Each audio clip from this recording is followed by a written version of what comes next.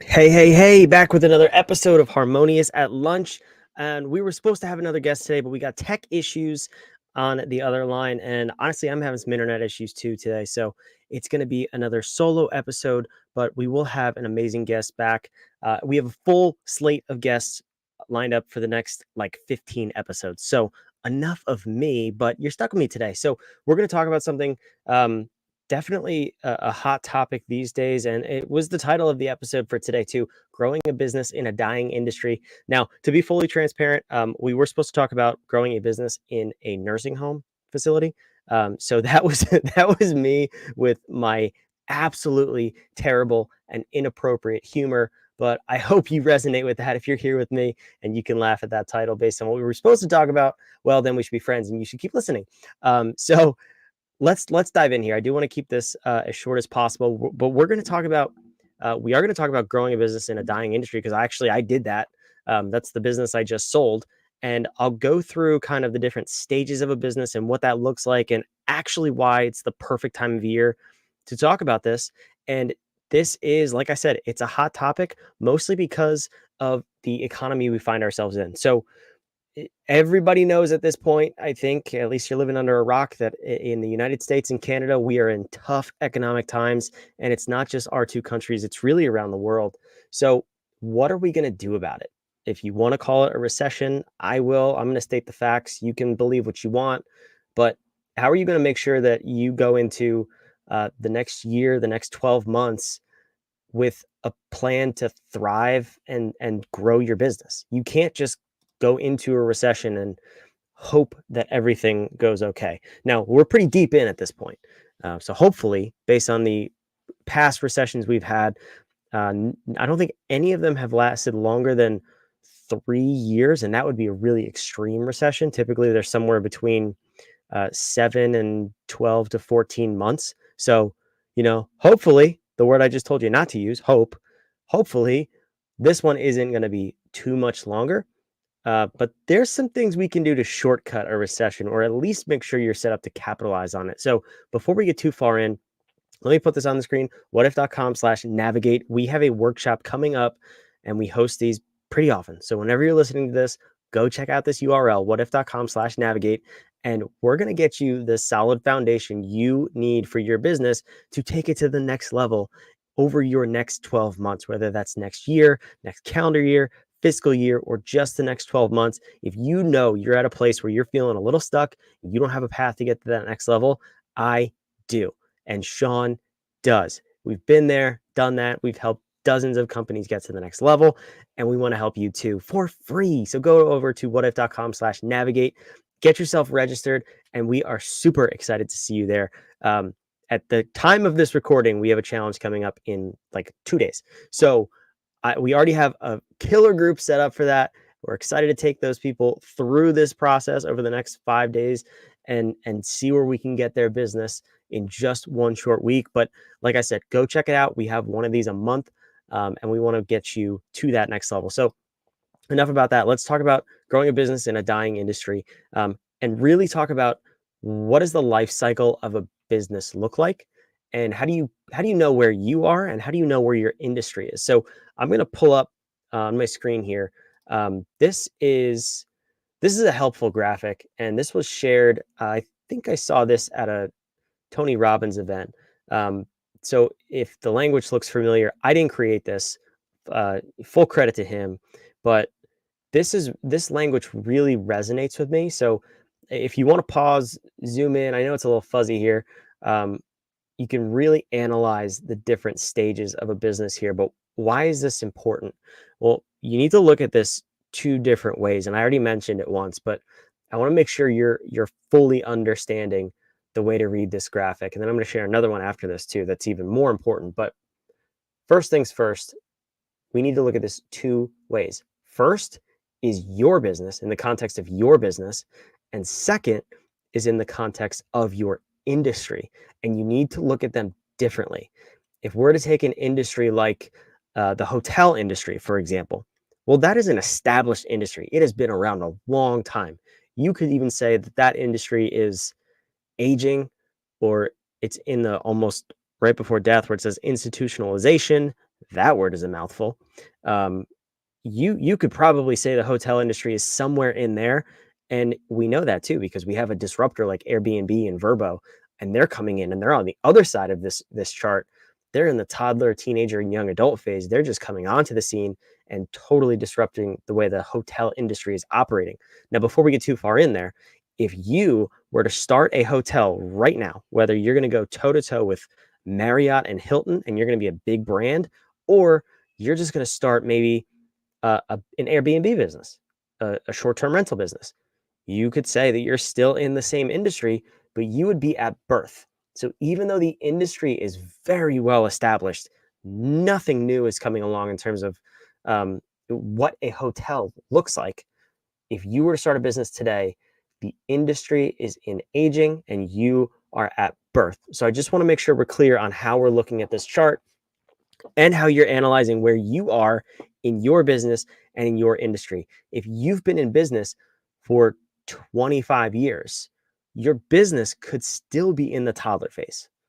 It depends on what your business looks like, not necessarily the years in business or years of experience. And I think people get that backwards a lot of times too. So let's talk about my business for a second. The one that I told you I just sold, it was a growing business in a dying industry. So how did I know that? Well, if you're looking at this chart, um, if you look at over at aging, it says breakdown begins to accelerate, state of denial, problems aren't that big. The focus is on how you're the victim. You begin to attack and blame, and talented people begin to leave. Well, let's just break this wide open. So, full disclosure, I won't mention the name of the business because it was sold to someone who just hasn't handled it very well, unfortunately. But it was in the screen printing and embroidery or the custom merch business. Well, if you look at the description I just read on aging, all of those things were true. You had massive big players in the industry who would fall under the talented people category, and they were beginning to leave. They would sell their business to private equity funds. They would get out of the industry. Even some of the bigger consultants in the industry were starting to get out and look for other opportunities. And these are people who have been around forever. And this industry is not new. Technically, it could date back as far as 3,000 years ago if you wanted to classify screen printing as printing on fabric, or hard goods. So this is an industry that's been around for a while. Modern screen printing has really been around since the 60s or 70s, I believe. So no shortage of experience in the industry. And then you look at where it says state of denial, the problems aren't that big, and the focus is on how you're the victim. Well, that's exactly what's happening in the industry. As soon as Amazon came in and all these print on demand businesses came in and popped up on the scene, all the little players, all the small businesses started to play the victim card. They started to say, boo hoo, woe is me. I can't compete with the big guys. I can't be as fast. I can't be as good. I don't have the resources, blah, blah, blah. And they're just spewing excuses left and right. Well, if that's the general consensus in the industry, then the industry itself is aging. You can see that. And then you can also see one step later, institutionalization. They're kept alive by systems, rules, policies, but no innovation or focus on serving the needs of the community. An organization is kept alive artificially through subsidization. And basically, what that boils down to is you have a lot of big players coming in, like I just said, in the Amazon print on demand. You have a lot of private equity money, where they can kind of gobble up the little guys and just own the market. Essentially, it's monopolization to some degree. I'm using a lot of big words today. I usually don't use these $10 words, making me sound smart, which is not true. So let's get away from that and go back to the other side of this chart here. So the business I would say mine was in maybe the teenager to young adult phase. It was only 5 years old at the time I sold it, and um, it definitely fit these descriptions. But the reason I knew that I needed to get out was because I looked at the industry and I said, the industry is on the downward trend on this chart. Even though my business is on the upward trend and there's upside, it's going to be fighting a losing battle to grow this business in this industry.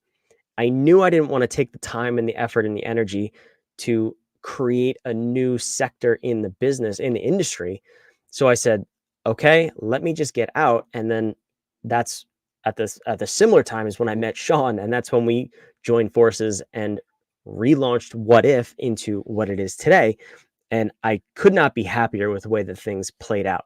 So that's something you need to be considering, especially in the economic situation that we're in right now. If you're looking at your business and your business is on the left side of this chart, you're growing, it's young, there's a huge upside for growth, but you look at your industry and it's on the right side, well, I would honestly ask you to consider if this is something you want to be in long term. Do you want to exit? Are you at the end of your career? Are you or are you just at the end of your wits with this business? Is it really something you want to stick out?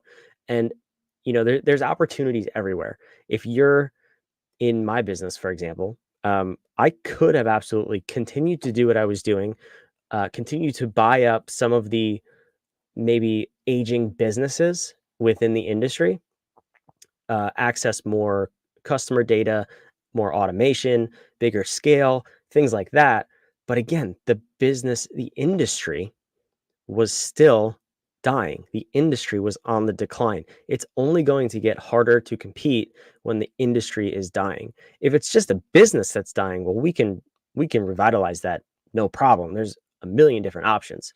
But if it's the industry itself, I would take a step back personally, and I would just say, is this something I want to continue to do? Is this something I want to push forward and try to figure out?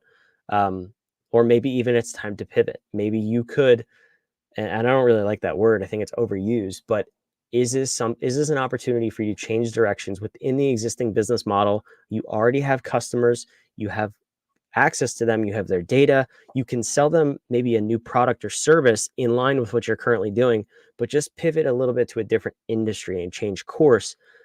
That would be probably a better use of your time than sticking it out until the industry actually dies. Let's think about film cameras for a minute, because that's an industry that's actually dead. Or Best Buy would be another great example, DVD rentals. You had all these companies, Best Buy, and then you even had stuff like Redbox, which made was a Best Buy competitor. It was way more convenient. You could rent a DVD in front of a store. You didn't have to go to a store. Well, that was still a dying industry. I don't know. I personally don't know how long Redbox was around for. I actually saw one the other day, which I thought was weird, but that industry is dead. There's Netflix, there's YouTube, there's streaming platforms. There's no reason for me to ever go rent a DVD. We just found our DVD player in our house like 3 weeks ago. There's no reason for this technology. Why would I try to figure out something new in this industry when it is dead? So that's what I'm talking about. Take a look at where you are, take a look at where the industry is, and really think about your next 5 to 10 years. And if this is a place where if you see the industry being revitalized, awesome. If not, maybe just call it quits, peace out, and find a different opportunity. So I do want to or I want to share one more chart here, and that is this one. It says the 5 stages of a business life cycle. Obviously, the last chart was like 12 stages, so don't worry about the number of stages. But on this one in particular, I want to look at the left or the right side of the chart. So you have startup, growth, maturity, decline, death. The opportunity is right in the middle at maturity, and this is where a lot of our clients come to us. It's really on the left side of this graph. So it's startup, growth, and maturity. We get a couple of startup clients. We have a lot in the growth phase, but we do have some clients in the maturity phase, and this is where decisions need to be made, because you can see as the chart continues, the graph goes down. And that is typically what will happen with most small businesses. You look at the number of companies who survive past one generation, it's very few.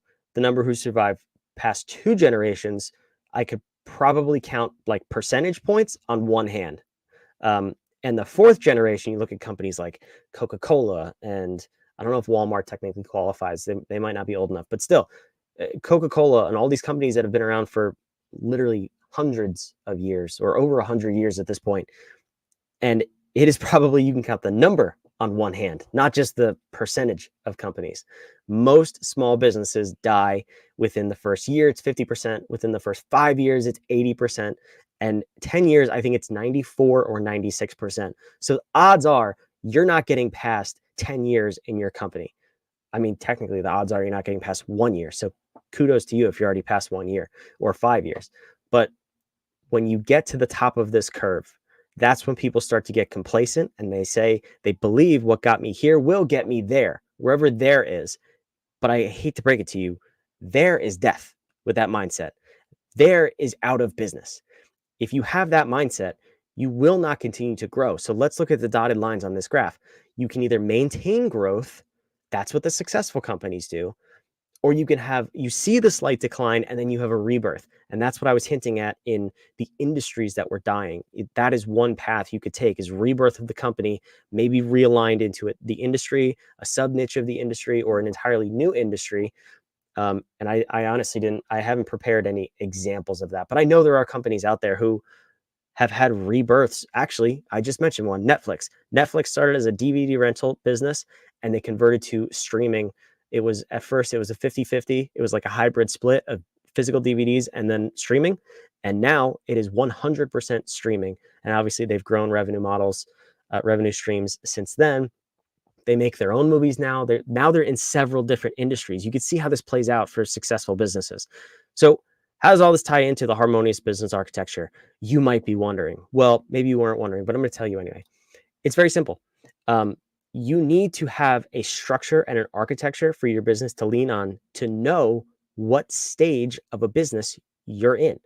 Is your business growing, mature, declining, or dead? Hopefully it's not dead, but how can you prevent that? How can you make sure that whether you're mature, growing, or declining, you can get back to growth, or at the very least get back to sustaining? I think that's the first step really, is if you're in decline, let's sustain. Let's pause. Let's make sure we get our business level and then figure out, okay, do we want to grow first of all? Because it's going to be up to you. Not every business has to grow. It's whatever you want. But if you want your business to grow, I'd love to help you get there.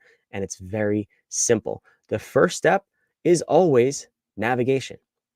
If you don't have a plan to get from point A to point B, how are you going to grow? If you don't know where point B is, how are you going to get there? It's really simple. That's why I put this on the screen earlier, whadif.com/navigate.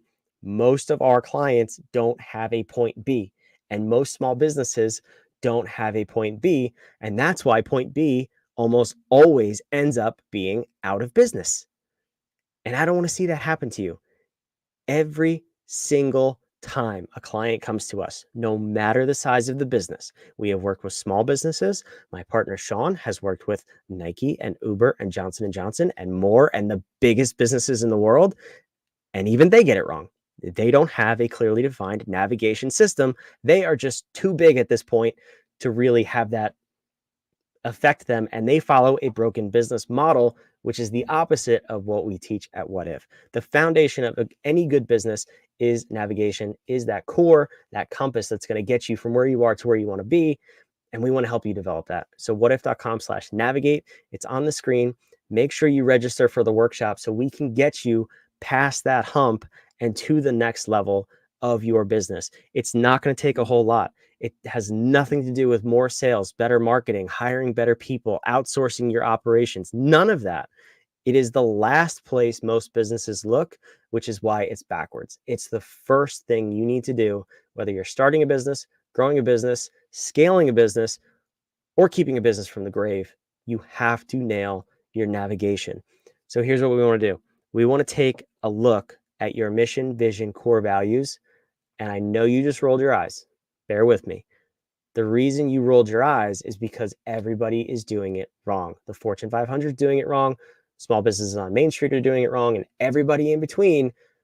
These three areas of your business, mission, vision, core values, are the catalyst for change and the catalyst for growth in your business. If you're not leveraging them for your business success and growth, you're missing the boat.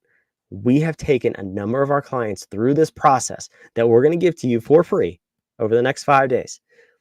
And we're going to take you through the process so that you get the results that they have, being able to leverage and grow their companies at truly any pace they want. I know that sounds like just some promise you hear on the internet, and I know I'm tired of those people too. That's not what I'm saying at all. I'm not guaranteeing income. I'm not guaranteeing revenue growth. I'm not guaranteeing profit. But I am saying if you do this process, I've seen it. It's proven to work. And I'm not just highlighting the one or two clients who it works for. 100% of the time it's effective. 100% 100% of the time. If you can't get behind something that's 100% effective, then go take a COVID vaccine. Okay, that's enough jokes for today. I've had enough. We'll see you on the next episode of Harmonious at Lunch. And we have a full slate of guests coming up. So get ready to hear some amazing stories from incredible entrepreneurs. I am super excited to meet them with you on the show. Make sure you subscribe, like, comment. We want to hear what you think about the show. And thank you for supporting. See you next time.